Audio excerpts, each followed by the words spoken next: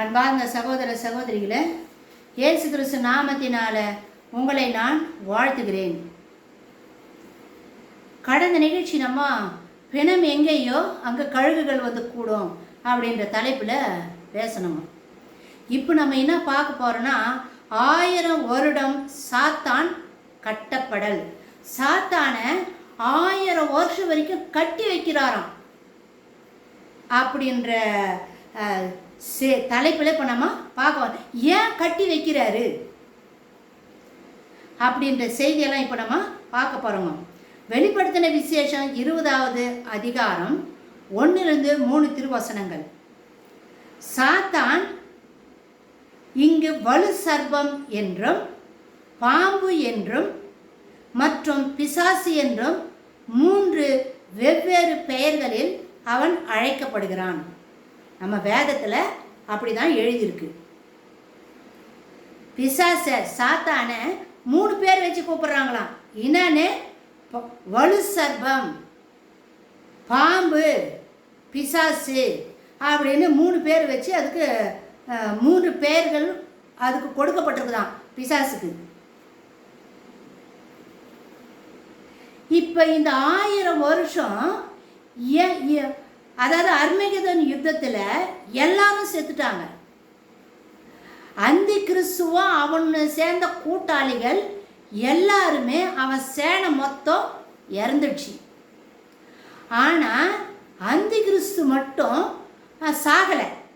ஏன்னா அவனுக்குள்ளே யார் இருக்குதுன்னா லூசி பிசாசு இருக்குது அவனுக்குள்ள. அந்தி கிறிஸ்துன்றது ஒரு மனிதன். அந்த மனிதனுக்குள்ளத்தான் இந்த ஆவி இருக்குது, அந்தி கிறிஸ்துனுடைய ஆவி இருக்குது. அதனால் அவன் சாகலை, அவன் உயிரோடு தான் இருக்கிறான். இப்போ அவனுக்குள்ளே இருக்கிற அந்த பிசாசை அவனை கட்டுறாங்கப்பா. 1000 வருஷம் இருக்க ஆண்டவர் கட்டி வைக்கிறாராம். வெளிப்படுத்தின விசேஷம் 20வது அதிகாரம் 1-2 வசனங்கள்.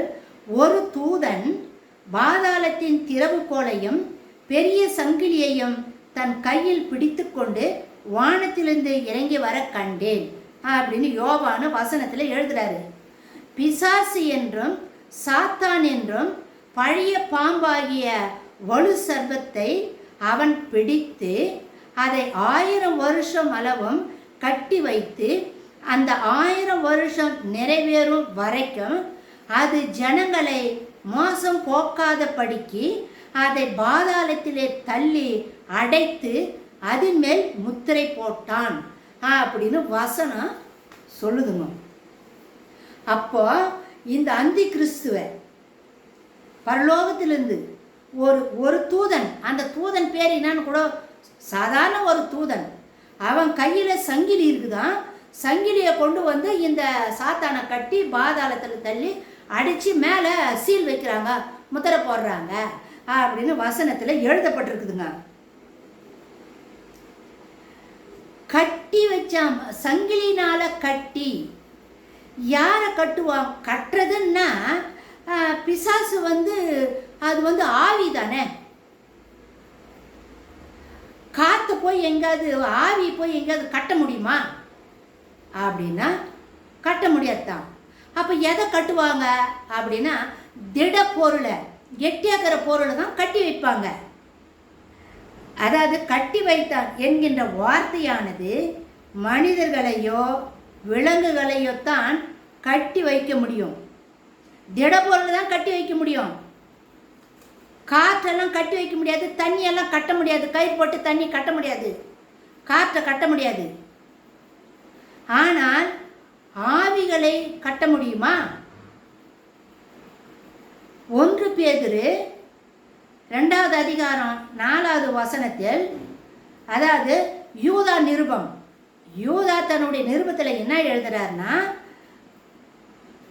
அதாவது 6வது வசனத்தின்படி தங்கள் ஆதி மேன்மையை காத்து கொள்ளாமல் பாவம் செய்த தூதர்களை தேவன் தப்ப விடாமல் மகா நாளில் நியாய தீர்ப்புக்கு என்று நித்திய சங்கிலிகளினாலே கட்டி அந்தகாரத்தில் அவைகளை அடைத்து வைத்திருக்கிறார்.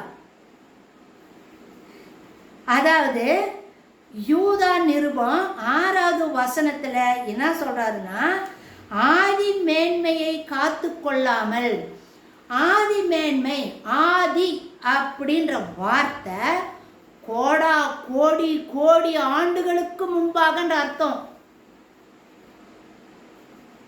ஆதி அப்படின்ற வார்த்தைக்கு எண்ணிலடங்காத நாட்களுக்கு முன்பாக, கோடா கோடி மில்லியன் ஆண்டுகளுக்கு முன்பாக அப்படின்ற அர்த்தம். ஆதி மேன்மையை இழந்த தூதர்கள்.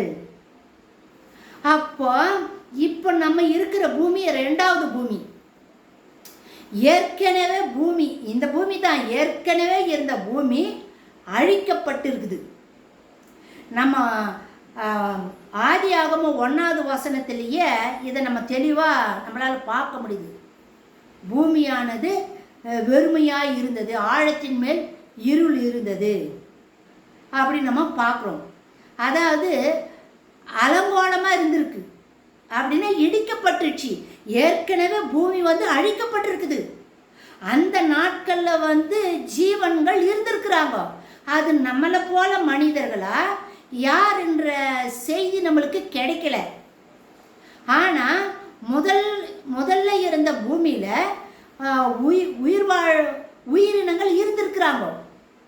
அதை முதல் முறை ஆண்டவர் அழிச்சு இருக்கிறாரு. 2வது தான் இப்போ நம்ம இருக்கிற பூமி. அதே பூமியை சீர்படுத்துறாரு, பழுது பார்த்து புதுசாக மாற்றி இருக்கிற அந்த பூமியில தான் இப்போ நம்ம இருக்கிறோம். அப்போ வாழ்ந்த தேவ தூதர்கள் தங்கள் ஆதி மேன்மையை காத்து கொள்ளாமல், அதாவது தேவ தூதர்களுக்கு ஆண்டவர் கொடுத்திருக்கிற அந்த வல்லமையும் பலத்தையும் பரிசுத்தையும் காத்து கொள்ளாம பாவம் செஞ்சிட்டாங்க. கடவுளுக்கு விரோதமாக பாவம் செஞ்சிருக்கிறாங்க. அதனால தான் வசனம் என்ன சொல்லுது, தங்கள் ஆதி மேன்மையை காத்து கொள்ளாமல் பாவம் செய்த தூதர்களை. அப்போ தூதர்கள் பாவம் செஞ்சிருக்கிறாங்க. ஏதேன் தோட்டம் உருவாக்கும் பொழுது தான் பாவம் இருந்துச்சா அப்படின்னா இல்லை. அதுக்கு முன்னாடியே முதல்ல இப்போ நம்ம இருக்குது 2வது பூமி இல்லையா, முதல் பூமியிலேயே பாவம் இருந்திருக்குதே. வசனம் அதானே சொல்லுது. யூதா நிருபத்தில் 6வது வசனம் அப்படி தானே சொல்லுது. தங்கள் ஆதி மேன்மையை காத்து கொள்ளாமல் பாவம் செய்த தூதர்களை தேவன் தப்ப விடாமல் மகா நாளில் நியாய தீர்ப்புக்கென்று நித்திய சங்கிலிகளினாலே கட்டி அந்தகாரத்தில் அவைகளை அடைத்து வைத்திருக்கிறார். நியாய தீர்ப்புக்காக ஆண்டவர் கொடுக்க போற மகா நியாய தீர்ப்புக்கு பத்தியா பொது தீர்வு. 2ஆம் உயிர்த்தெழுதல் நடக்குது பத்தியா பொது தீர்வு. அந்த தீர்வுல இந்த ஆதி மேன்மையை இழந்த தூதர்களா அந்த இடத்துல இருப்பாங்க. அவங்களுக்கு நியாய தீர்ப்பு ஆண்டவர் கொடுப்பாரு. அதுதான் என்ன சொல்ற, மகா நாளில் நியாய தீர்ப்புக்கு என்று நித்திய சங்கிலிகளினாலே, நித்தின எப்பவுமே யாராலுமே அவுக்க முடியாத ஒரு சங்கிலிகளால கட்டி அந்தகாரத்தில் அவைகளை அடைத்து வைத்திருக்கிறார். மனுஷனுக்கு தெரியாத ஏதோ ஒரு இடத்துல ஆண்டவர் பாவம் செய்த தூதர்களை கட்டி அடைச்சி வச்சிருக்கிறாராம் நியாய தீர்ப்புக்கென்று. அப்போ அந்த தூதர்களையே கட்டி ஆண்டவர் அடைச்சி வச்சாரு. இப்போ பாவம் செய்த இந்த லூசி பிசாச கடவுள் விட்டு வைப்பாரா? இவனையும் ஆண்டவர் கட்டுறாரு. அந்த காலத்தில் அவைகளை அடைத்து வைத்திருக்கிறார் என்பது எந்த விதத்தில் என்ன மாதிரி சங்கிலியை கொண்டு அந்த ஆதி மேன்மை என்ற தூதர்களை கட்டி வச்சாங்கன்றத வசனத்தில் நம்மளுக்கு குறிப்பிட்டு சொல்லலை. கட்டி வச்சு இருக்கிறாங்க, நியாய தீர்ப்புக்கென்று அவங்க இருக்கிறாங்க. சாத்தான் என்பவன் எபேசி எழுதின திருமுகம் 2வது அதிகாரம் 2வது வசனத்தின்படி அவன் ஆகாய அதிகார பிரபு. யாரு? சாத்தான். அவனுக்கு பேரு எபேசி எழுதின திருமுகத்தில் ஆகாய அதிகார பிரபுவான். 2 கொரிந்தியர் 4வது அதிகாரம் 4வது வசனத்தில் அவனை பிரபஞ்சத்தின் தேவனானவன், இந்த பூமியினுடைய கடவுளாம. யாரு? அந்த பிசாசே தேவனானன் என்றும்.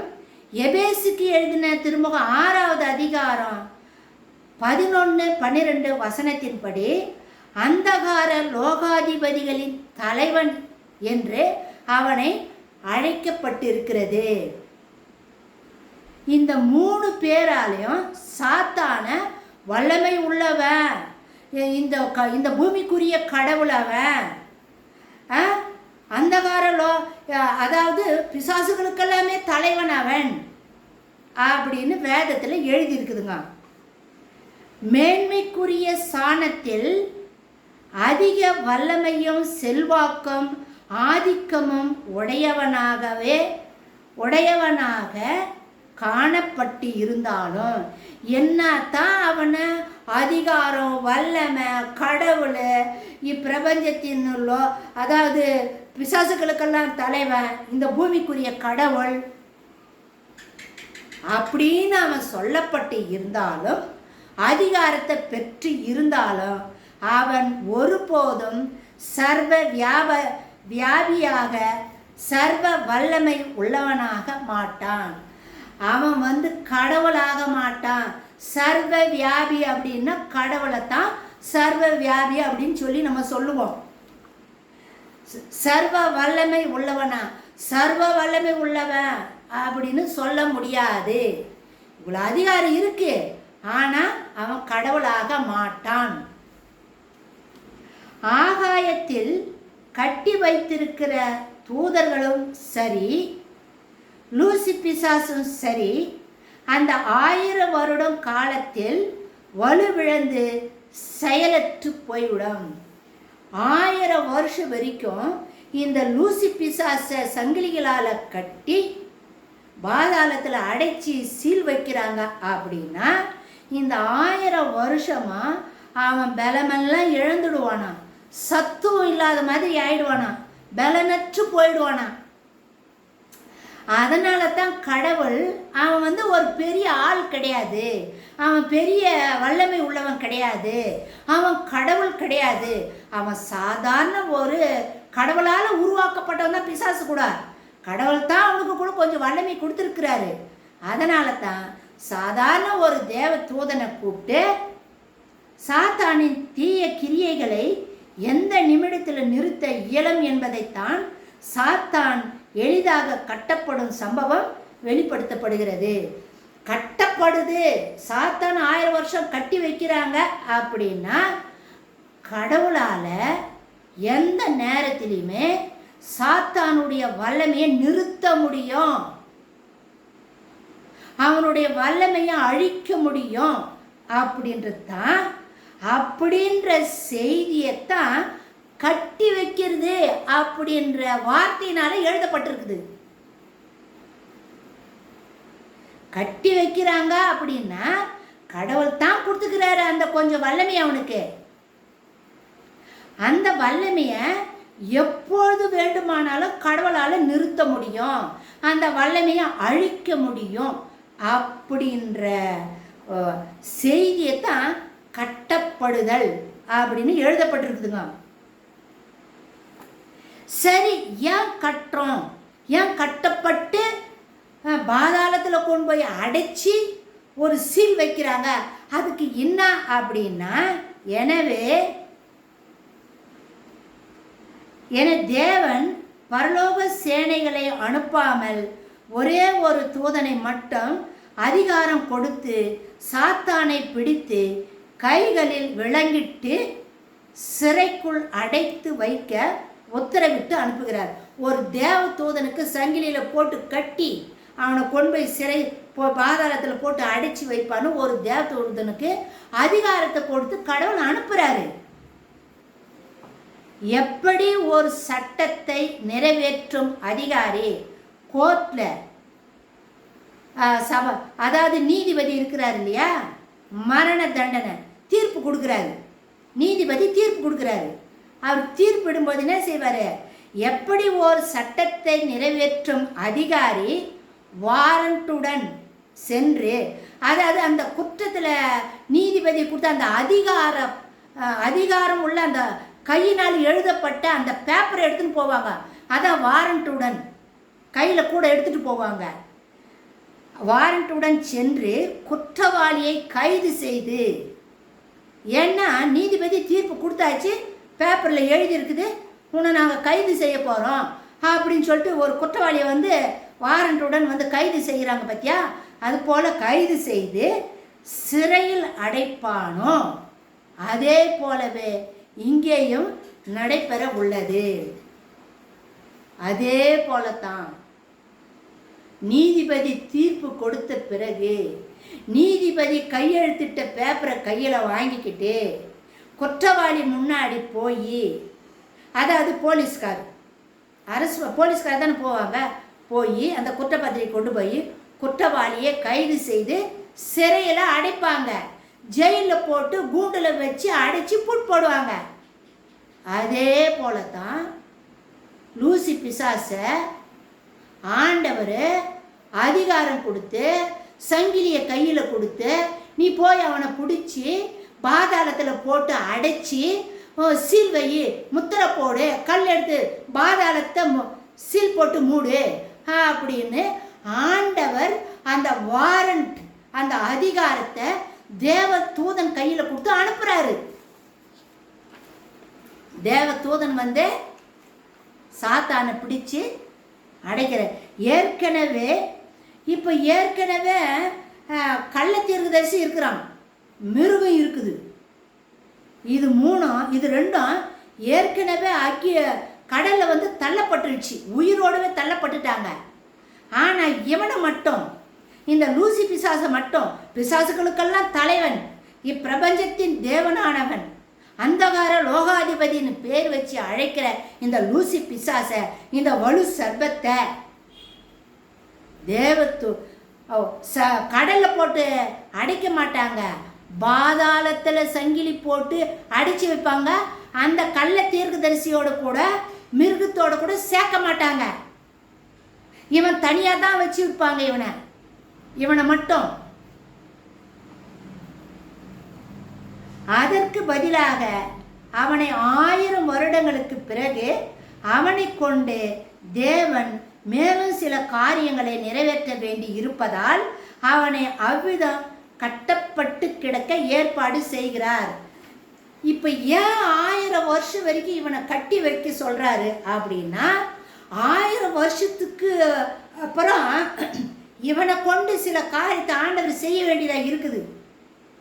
அதனால தான் இவனை கட்டி தனியாக பாதாளத்தில் அடைச்சி வைப்பா. கள்ள தீர்க்கதரிசியோடு கூடவும் அந்தி மிருகத்தோடு கூட இவனை சேர்க்காத, இவனை தனியாகவே அடைச்சி வை, இவனை கொண்டு இன்னும் ஒரு சில காரியங்கள் பூமியில் நிறைவேற வேண்டியதாக இருக்குது, அடைச்சி வை அப்படின்னு ஆண்டவர் உத்தரவிட்டிருக்கிறாரு. தேவ தூதன் வந்து சங்கிலியை கொண்டு வந்து ஆண்டவர் கொடுத்த அதிகாரத்தின் பேரில் அவனை கட்டி 1000 வருஷம் வரைக்கும் பாதாளத்தில் தள்ளி அடைச்சி பாதாளத்தை சீல் போட போறாரு. இதெல்லாம் நடக்குமா? சத்தியமா நடக்கும். வானமும் பூமியும் ஒழிஞ்சிடும், என் வார்த்தை ஒழியாதுன்னு ஆண்டவர் வேதத்தில் சொல்லிக்கிறாரு.